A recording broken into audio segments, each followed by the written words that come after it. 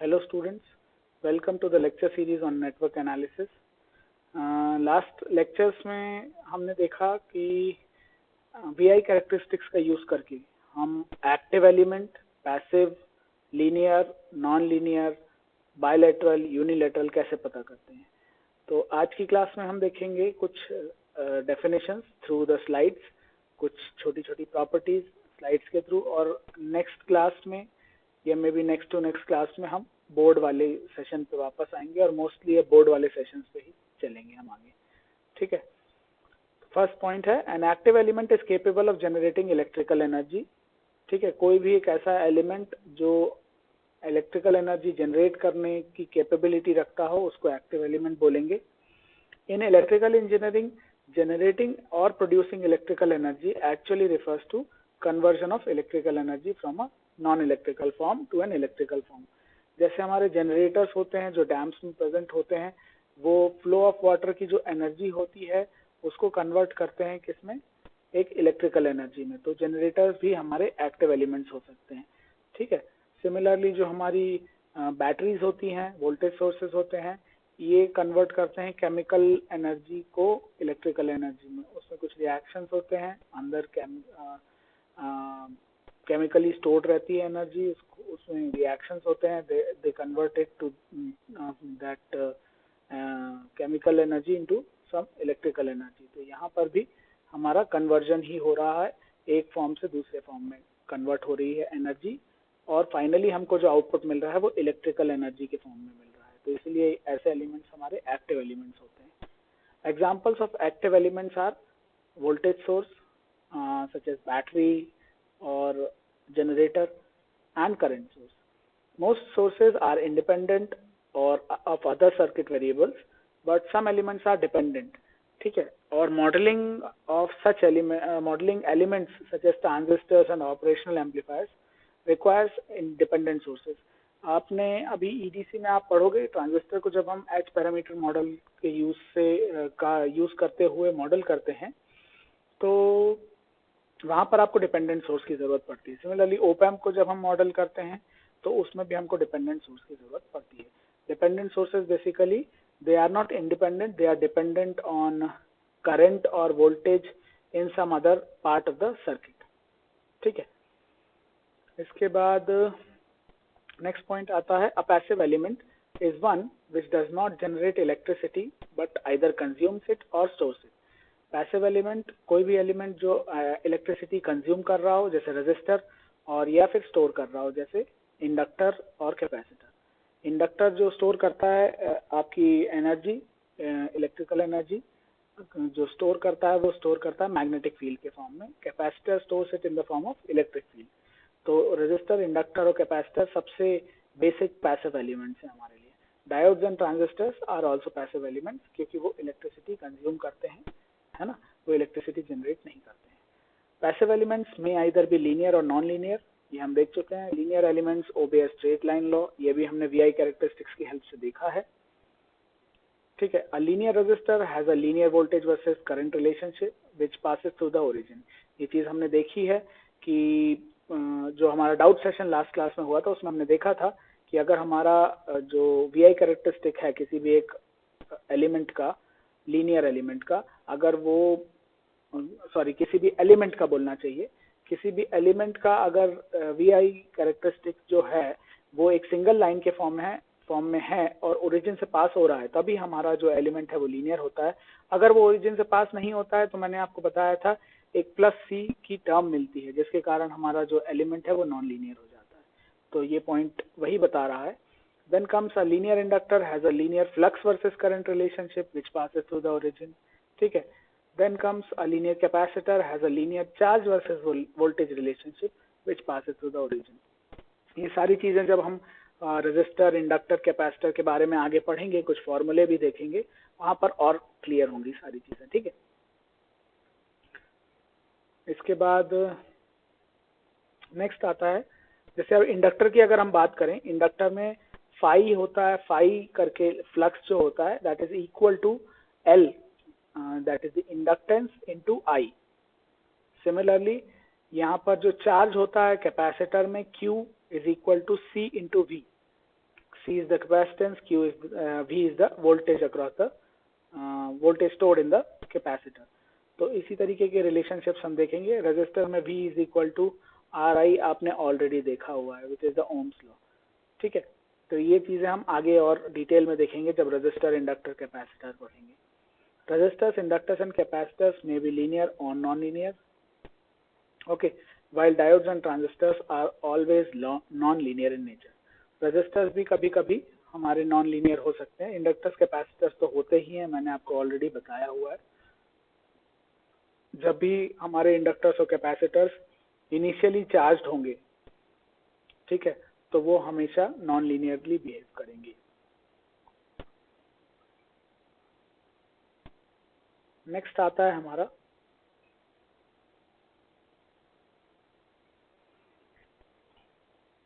linear element. A circuit/network element is linear if the relation between the current and voltage involves a constant coefficient. Okay, वो constant coefficient कौन सा होता है? The slope of that line. ठीक है, V is equal to M into I. That M part is the constant coefficient. Okay, in a bilateral element, the same relationship between current and voltage exists for current flowing in either element. For current flowing in either direction. ये हम already देख चुके हैं using the VI characteristics, है ना. ये हमने देखा हुआ है using the VI characteristics कि जो हमारा bilateral element होता है उसमें करंट और वोल्टेज के बीच में किसी भी डायरेक्शन में हम देखें एक जो रिलेशनशिप है वो सेम रहता है. सेम रिलेशनशिप होता है किसी भी डायरेक्शन में. अगर हम देखें हमारे current left to right flow कर रहा हो या राइट टू लेफ्ट फ्लो कर रहा हो, जो वोल्टेज और करंट के बीच में रिलेशनशिप रहता है वो हमेशा सेम रहता है. ठीक है, इसलिए मैंने बोला था कि वो फर्स्ट और थर्ड क्वाड्रेंट या सेकंड और फोर्थ क्वाड्रेंट में आपका सिमिलर होना चाहिए, या फिर बोलना चाहिए कि सिमेट्रिक होना चाहिए, तभी हमारा एलिमेंट जो है वो बायलेटरल होता है. On the other hand, a unilateral element has different current voltage relationships for the two possible directions of current, as in diodes and transistors. ठीक है ना. डायोड का हमने एग्जांपल भी देखा था, उसको हमने बोला भी था यूनिलैटरल एलिमेंट है. तो उसके जो फर्स्ट और थर्ड क्वाड्रेंट में जो हमको वो मिल रहे थे, वीआई कैरेक्टरिस्टिक्स मिल रहे थे, वो अलग अलग मिल रहे थे बिल्कुल. इसलिए वो हमारा जो डायोड था वो यूनिलैटरल था, हमने बोला भी था ये चीज. The VI characteristics of a linear element should follow additivity and homogeneity properties. ठीक है, लीनियर एलिमेंट में हम देखेंगे जब सुपरपोजिशन थ्योरम पढ़ेंगे तो ये एडिटिविटी और होमोजेनिटी प्रॉपर्टीज का यूज करेंगे. अभी हम केवल देख लेते हैं होमोजेनिटी प्रॉपर्टी क्या होती है. कि हमने कोई भी x इनपुट अप्लाई किया किसी भी एलिमेंट में, हमको आउटपुट मिला समथिंग y. तो अगर हम उसका मल्टीपल इनपुट का, मान लीजिए इनपुट हमने दिया 2 वोल्ट का, हमको करंट मिला 1 एम्पियर का एलिमेंट के थ्रू. ठीक है, मान लीजिए अब हमने 4 वोल्ट का वोल्टेज अप्लाई किया, तो हमको आउटपुट कैसा मिलना चाहिए? 2 एम्पियर का. क्योंकि हमने इनपुट जो है डबल कर दिया, output should also get doubled. This is basically homogeneity property. ठीक है, तो ये प्रॉपर्टी फॉलो होना चाहिए. अगर कोई एलिमेंट लीनियर है तो ये प्रॉपर्टी फॉलो करेगा. इसके बाद नेक्स्ट आता है एडिटिविटी प्रॉपर्टी. अगर हमने एक इनपुट अप्लाई किया x1, आउटपुट मिल रहा है y1, फिर दूसरा इनपुट अप्लाई किया x2, आउटपुट मिल रहा है हमको y2. तो अगर हम साथ में दोनों मिलाकर एक अप्लाई करते हैं input x1 plus x2 same element में, सेम कंडीशंस में, तो हमको आउटपुट मिलना चाहिए y1 प्लस y2. अगर ऐसा हो रहा है तो हमारा एलिमेंट एडिटिविटी प्रॉपर्टी सेटिस्फाई कर रहा है, अदरवाइज नहीं कर रहा है. और जब कोई भी एलिमेंट होमोजेनिटी प्रॉपर्टी और एडिटिविटी प्रॉपर्टी दोनों की दोनों सेटिस्फाई करेगा तो वो एलिमेंट कैसा हो जाएगा? लीनियर एलिमेंट हो जाएगा. ठीक है, इसके बाद नेक्स्ट ये है हमारे पैसिव सर्किट एलिमेंट्स. 3 है मेनली, रेजिस्टर, इंडक्टर, कैपेसिटर. ये मेन ही, यही 3 मेन हम अपने सब्जेक्ट में यूज करेंगे, तो इसीलिए हमने इन्हीं की बात की है अभी, और आगे भी मोस्टली इन्हीं की बात करेंगे. उनके सिंबल्स भी हैं, दीज आर स्टैंडर्ड सिंबल्स, तो ये आप थोड़ा सा देख लें, आपको पता भी होंगे. ठीक है, नेक्स्ट आता है हम रजिस्टर के बारे में थोड़ा सा बात करते हैं. छोटे छोटे पॉइंट्स देखेंगे, उसके बाद हम कुछ एक्स्ट्रा फॉर्मूले भी देखेंगे थ्रू द बोर्ड सेशन, ठीक है। Resistor is a two terminal electrical और electronic component that resists an electric current by producing a voltage drop between its terminals in accordance with Ohm's law, ठीक है। R is equal to V by I, ये आपने already पढ़ा हुआ है। The electrical resistance is equal to the voltage drop across the resistor divided by the current through the resistor. Resistors are used as part of electrical networks and electronic circuits, ठीक है। ये सारी चीजें आप already पढ़ चुके हैं। This is just kind of revision.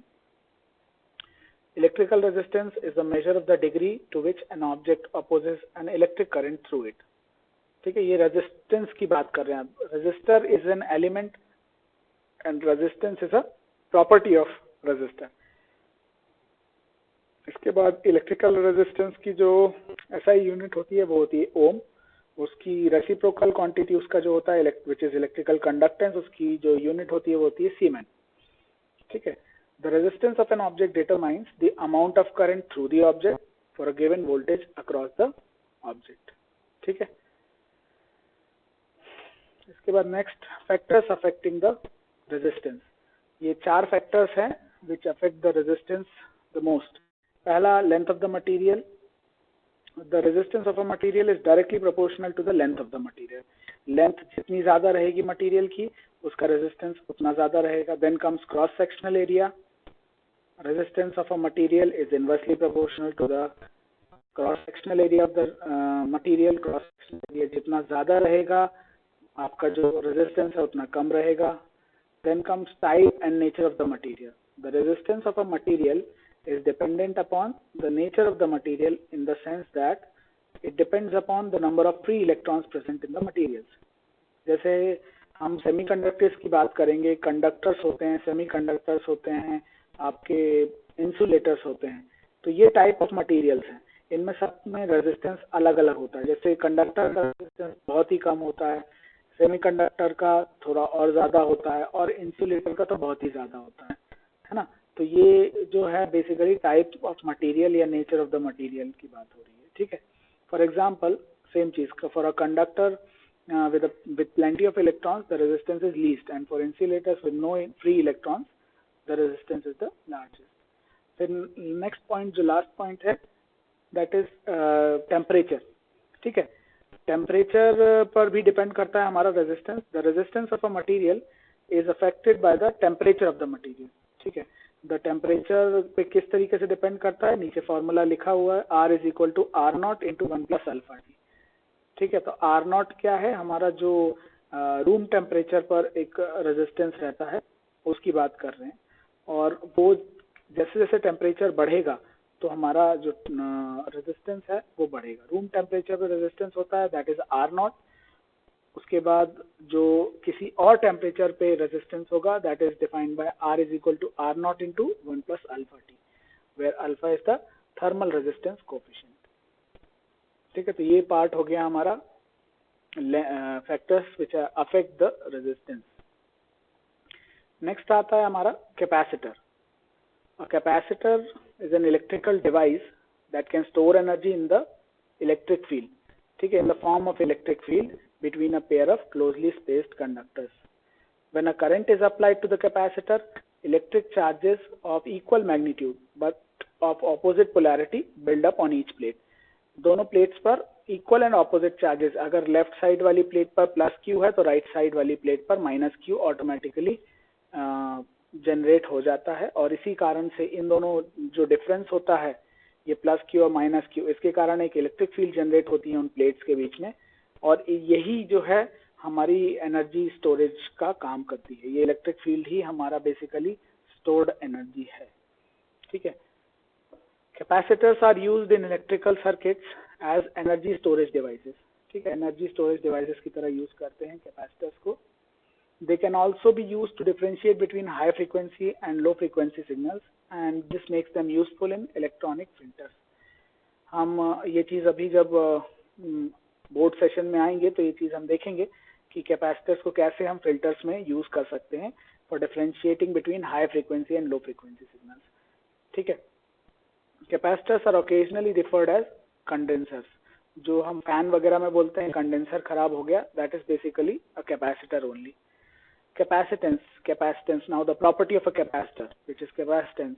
Capacitance is a measure of the amount of electric charge stored for a given electric potential.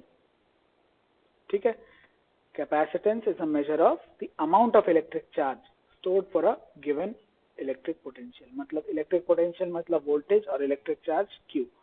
नीचे हम देख रहे हैं कि if the charges on the plates are Q and minus Q and V gives the voltage difference between the plates, then the capacitance is given by C is equal to Q by V. ठीक है. और the most common form of charge storage device is a two plate capacitor. फिर उसके बाद finally SI unit जो होती है capacitance की वो होती है फैराड.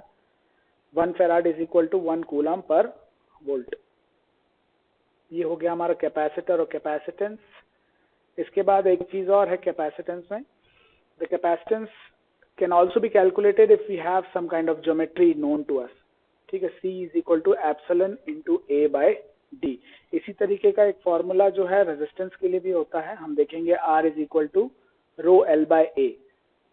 उसी के where rho is the resistivity, L is the length of the material and A is the cross sectional area of the material. तो इसी के बेस पर हमने जो अभी फैक्टर्स अफेक्टिंग द रेजिस्टेंस वाले पॉइंट्स देखे थे.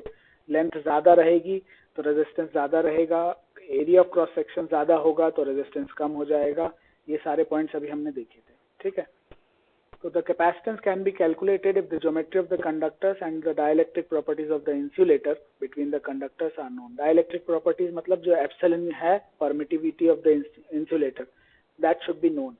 तभी हम कैलकुलेट कर पाएंगे. और फिर ज्योमेट्री भी पता होना चाहिए. जैसे ए पता होना चाहिए, the area of each plate ये पता होना चाहिए. उसके बाद D the separation between the plates ये भी पता होना चाहिए, तो हम कैलकुलेट कर पाएंगे. ठीक है. ये पैरेलल प्लेट कैपेसिटर के लिए फॉर्मूला होता है C is equal to epsilon A by D. कई केसेस में आपको एप्सिलॉन नॉट भी दिखाई देगा, बट एप्सिलॉन नॉट तब होता है जब मटेरियल बिटवीन द प्लेट्स जो होता है वो हमारा ये जो एप्सिलॉन है that is the permittivity of the medium which is present in between the plates. अगर वो प्लेट्स के बीच में वैक्यूम होगा तो वो परमिटिविटी ऑटोमेटिकली एप्सिलॉन नॉट होगी. Otherwise depending on the material वो चेंज होती है. And it is somewhere or the other dependent on epsilon naught, because जो एप्सिलॉन होता है that is epsilon naught into epsilon R relative permittivity. हम आगे देखेंगे सारी चीजें. Then comes inductor.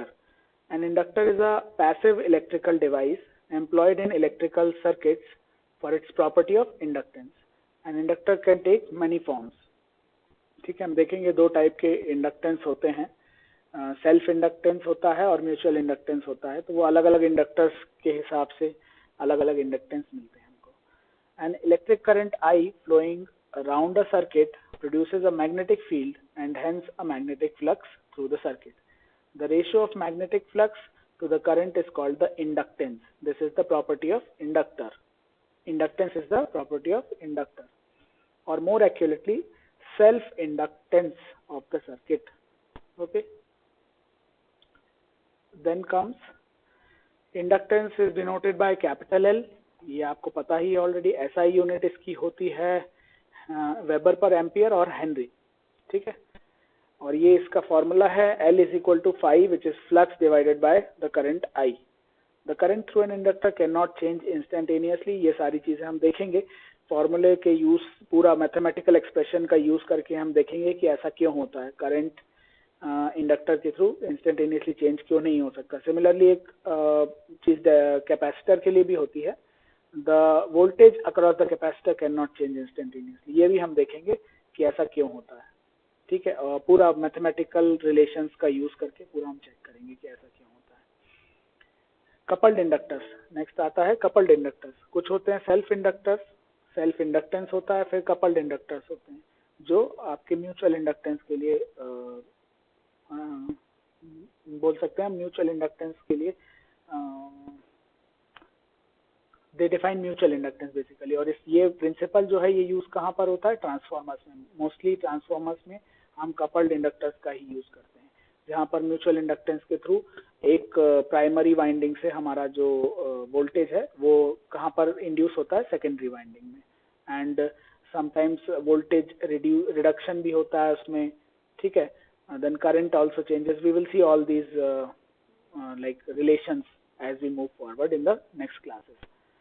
So coupled inductors में है when the magnetic flux produced by an inductor links another inductor, these inductors are said to be coupled. जैसे ही एक inductor के कारण दूसरे इंडक्टर में कुछ फ्लक्स इंड्यूस होने लगेगा तो इंडक्टर्स को क्या बोलते हैं कि they are coupled with each other. Coupling is often undesired.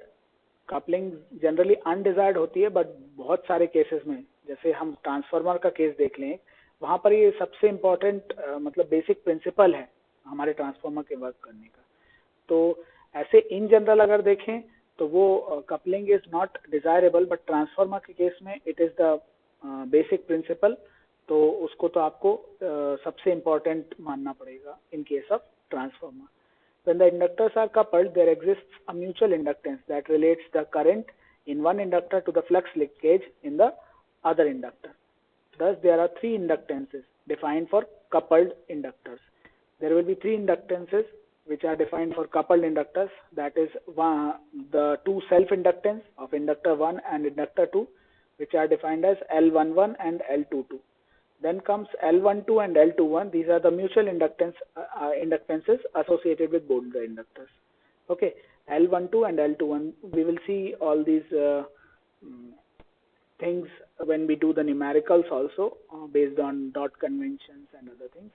Okay, we will use all these what you can say notations in future classes.